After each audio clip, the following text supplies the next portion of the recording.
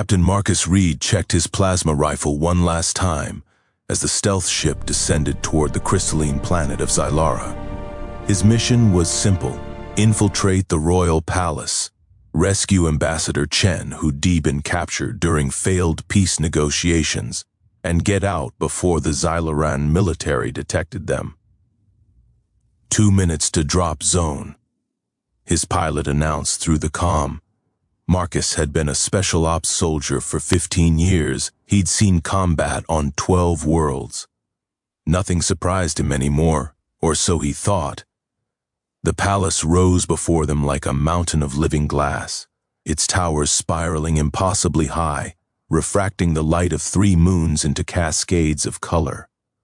According to intelligence, the Xylarans were a warrior race, proud, territorial, and utterly ruthless with trespassers. Marcus rappelled down from the ship onto a crystalline balcony. The palace was eerily beautiful, its walls seeming to pulse with inner light. He moved silently through corridors that looked more like the inside of a geode than a building, following his scanner toward the detention level, but he took a wrong turn. The door slid open, and Marcus froze. This wasn't a prison cell. It was a chamber of impossible beauty, fountains of liquid light, gardens of crystalline flowers, and in the center, seated on a throne of pure diamond, was the most breathtaking being he'd ever seen. She was tall and regal, with luminescent blue skin that seemed to glow from within. Her hair flowed like liquid sapphire, and her eyes, brilliant gold with flecks of starlight, locked onto him with surprise and something else. Curiosity. Princess Liana of Xylara rose gracefully, her gown of woven light shifting with every movement. Instead of calling for guards, she tilted her head, studying him. "A human soldier," she said in perfect English, her voice like music over crystal. "In my private chambers, either you're incredibly brave or incredibly foolish." Marcus raised his weapon instinctively, then slowly lowered it. Something in her gaze stopped him. "I'm just passing through, Your Highness. I don't want any trouble."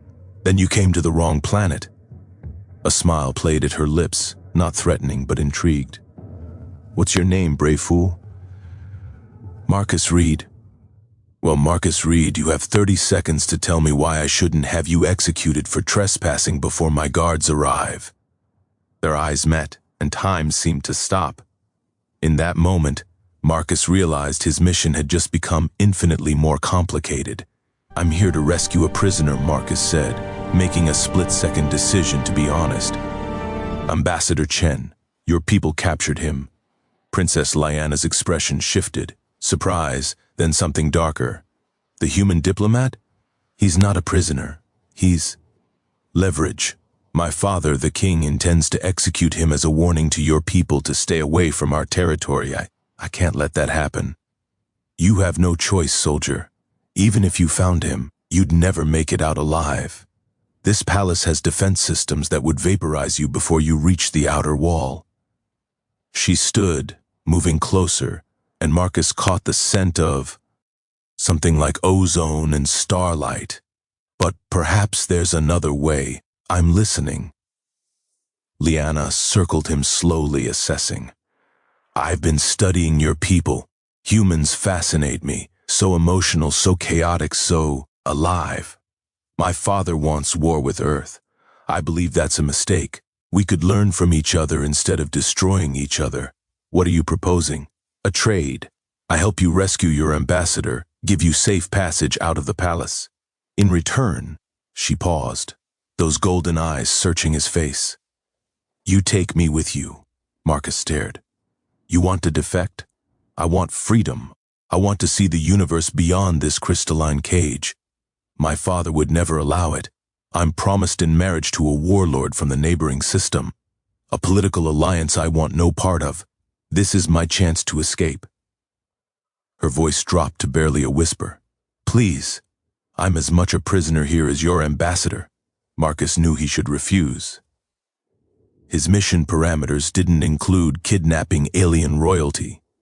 But something in her eyes, desperation mixed with hope, reminded him why he'd become a soldier in the first place. To protect the innocent.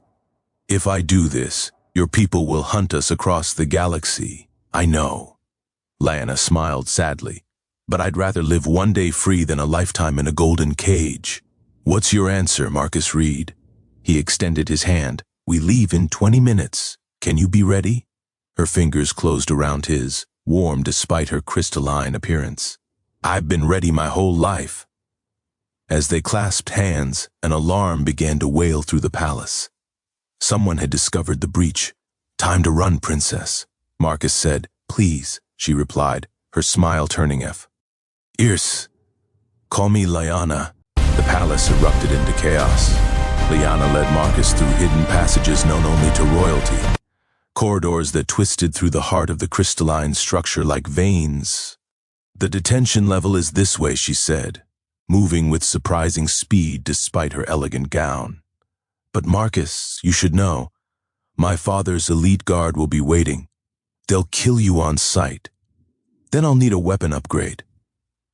Marcus checked his plasma rifle's charge. Any suggestions? Lyanna pulled him into a side chamber, an armory filled with weapons that looked like works of art.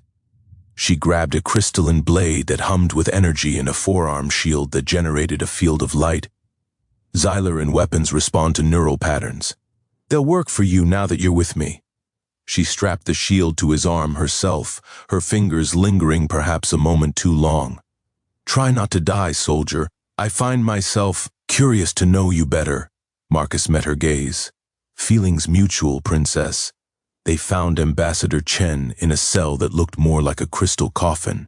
The elderly diplomat was weak but alive. As Marcus broke the locks, Chen stared at Lyanna in shock. Your Highness, what? No time for explanations. Lyanna cut him off. We're all leaving, now. The corridor exploded with weapons fire. The royal guard had found them. 12 warriors in crystalline armor, their weapons humming with lethal energy. Get the ambassador to the extraction point, Marcus shouted, taking cover. I'll hold them off. No!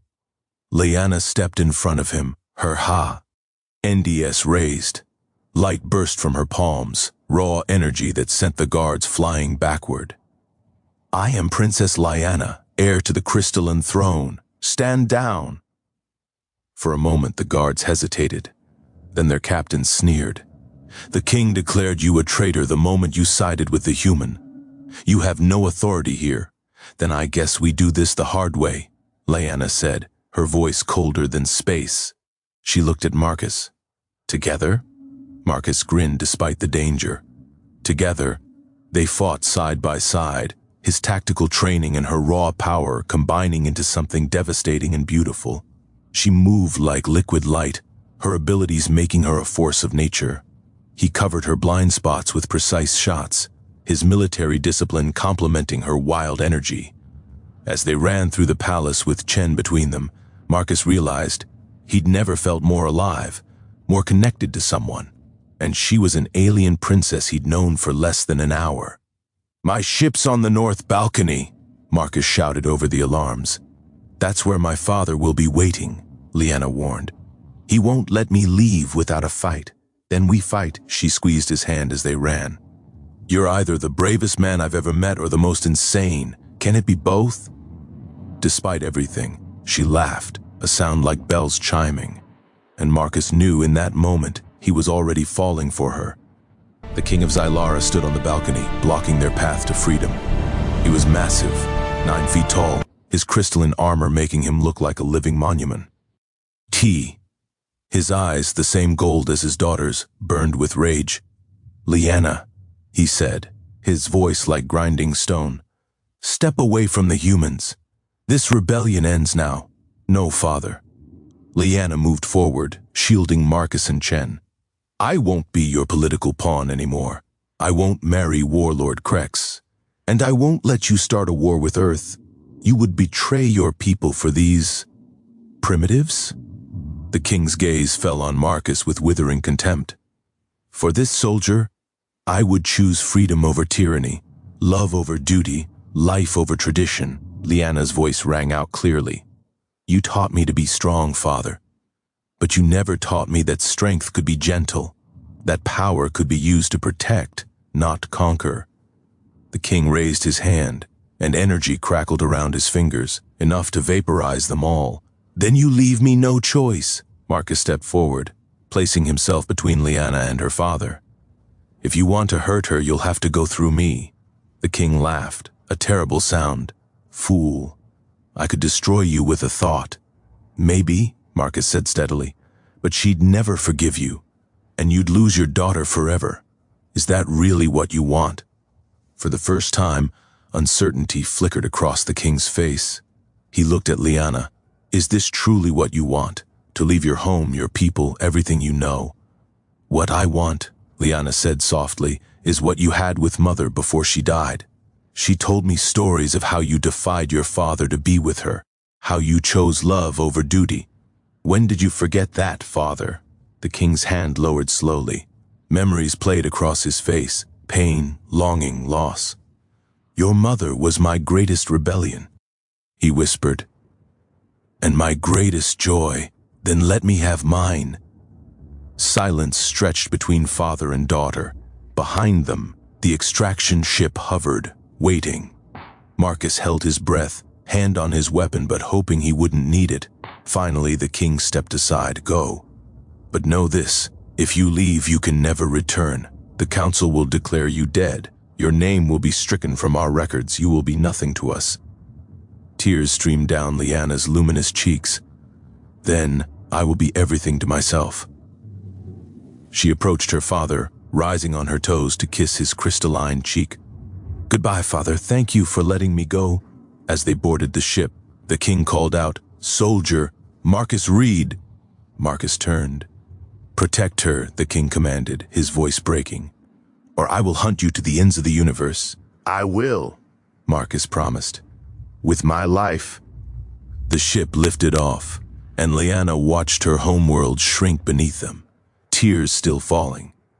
Marcus sat beside her, carefully taking her hand. Any regrets? He asked softly. She looked at him, those golden eyes full of tears and hope, and something that made his heart race. Only that I didn't meet you sooner. 3 weeks later, Marcus and Lyanna stood in his small apartment on Earth, a world away from crystalline palaces and alien politics. Ambassador Chen had been debriefed and sent home. The military had surprisingly little interest in prosecuting Marcus once Chen explained he'd saved both an ambassador and prevented a war. But adjusting to Earth was harder than Lyanna had imagined. It's so heavy here, she said, struggling with Earth's gravity. Her glow had dimmed, her energy depleted by the different atmosphere. And dark. On Zylara, the 3 moons kept the night bright. Marcus found her on his balcony at 2 a.m., staring at Earth's single moon with longing in her eyes. He wrapped a blanket around her shoulders. She felt cold here, her crystalline biology struggling with Earth's dense air. Having second thoughts? He asked gently. No. Yes. I don't know. She leaned against him, and he put his arm around her. I wanted freedom so badly, Marcus. But I didn't realize freedom would feel so lonely. I'm not human. I don't belong here, and I can never go home. You belong wherever you choose to be. Do I? She turned to face him, vulnerability naked in her golden eyes. These 3 weeks, you've been so kind, so patient. You gave up your spare room, taught me about Earth, helped me adjust. But Marcus, I need to know. What are we? You rescued me, you gave me asylum. But is that all this is? Duty? Pity? Marcus cupped her luminous face in his hands. Lyanna, from the moment I saw you in that throne room, nothing about this has been duty. I was supposed to grab Chen and run. Instead, I risked everything for you. Not because you were a princess, not because you could stop a war, because when you looked at me, I felt something I've never felt in 15 years of combat. What? She whispered. Hope, like maybe there was something in this universe worth fighting for besides survival.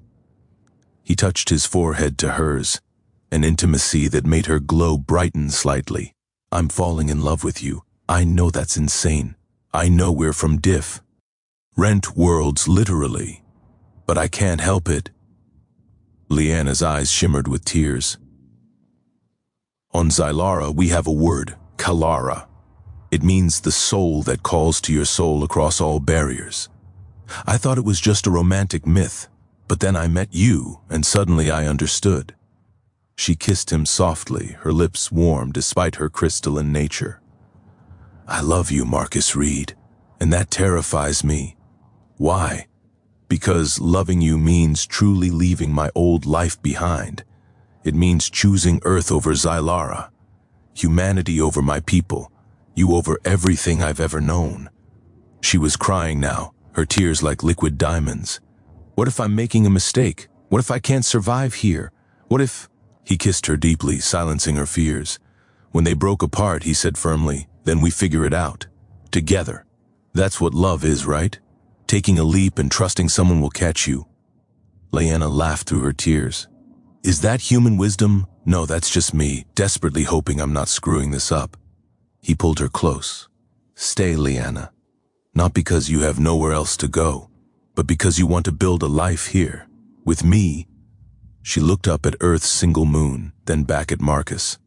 Slowly, her glow brightened, not just her skin, but something deeper. Her essence responding to hope, to love, to choice. I stay, she whispered, for you, for us, for whatever future we can build between our worlds.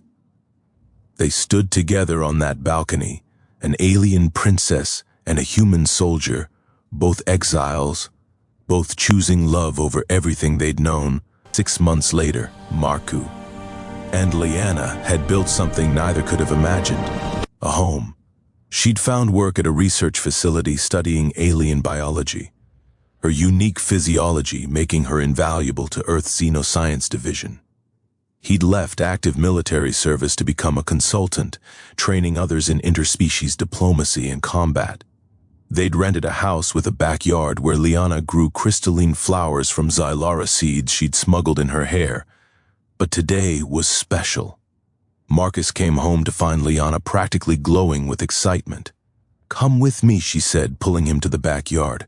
I have something to show you. In the center of her garden, a new flower had bloomed. But this one was different. It was partially crystalline like her Xylaran plants, but its petals were organic like earth flowers, a hybrid. Impossible yet real. It's beautiful, Marcus breathed. It's us, Liana said softly. When I planted these seeds, I didn't think they could grow in earth soil, too different. But somehow they adapted. They found a way to combine Xylaran crystal structure with earth organic matter. They created something new, something that couldn't exist on either of our worlds alone. She turned to him, golden eyes shining. I was terrified I couldn't survive here, Marcus, that I was too different. But I'm not just surviving, I'm thriving. Because of you, because of us. We're like this flower, two impossible things combining into something beautiful. Marcus pulled a small box from his pocket, and Leanna gasped. On Earth we have a tradition, he said, dropping to one knee. When two people decide they want to spend their lives together, one asks the other a question. Marcus, Laya, Nene of Zylara, you are the bravest person I've ever met. You gave up a kingdom for freedom. You chose love over duty. You taught me that home isn't a place, it's wherever we choose to build it together. He opened the box, revealing a ring with a stone that pulsed with inner light, a fragment of Xylaran crystal he'd had crafted just for her. Will you marry me? Liana sank to her knees before him, laughing and crying at once. Yes, yes, 1,000 times yes. She let him slip the ring onto her finger, and it immediately began to glow in resonance with her skin. But Marcus, you should know, on Zylara, when someone proposes, the other person has to make a vow in return. What kind of vow? She took his face in her glowing hands. I vow to be your home, as you are mine. I vow to fight beside you, as you fought for me. I vow to build a bridge between our worlds, so others like us, exiles, rebels, lovers across the stars, know they're not alone. Her voice grew fierce with passion. "And I vow that our love will be the first of many, that Earth and Zylara will learn from us, that the walls between worlds will fall, one heart at a time." Marcus kissed her, and her glow enveloped them both like starlight. In the backyard, the hybrid flowers bloomed brighter, as if celebrating. That night, they lay together under Earth's single moon and Zylara's remembered 3, planning a future no one could have predicted. An alien princess and a human soldier, building a love that would bridge galaxies. "Do you ever regret it?" Marcus asked softly. "Leaving your throne? Your people?" Lyanna thought for a long moment. "I miss my home sometimes, the crystal spires, the 3 moons, my father's roar." E smiles. "But Marcus, I didn't leave my throne. I found a greater kingdom. One made of choice, not birthright. Of love, not duty." She turned to him, golden eyes reflecting starlight. "You went to rescue a prisoner and fell in love with an alien princess. I waited in a crystal cage for someone brave enough to free me. We found each other across impossible odds, across the barriers of species and worlds and duty, and we'll keep finding each other," Marcus promised. "Every day, every moment, every lifetime." As they kissed under the stars, neither knew that their hybrid garden would become a symbol, that Ambassador Chen would photograph it for his report, that it would inspire the first Earth-Zylara cultural exchange, that their impossible love would open doors between worlds. All they knew was this: they had found their home in each other, and that was enough. 2 worlds, 1 love, infinite possibilities.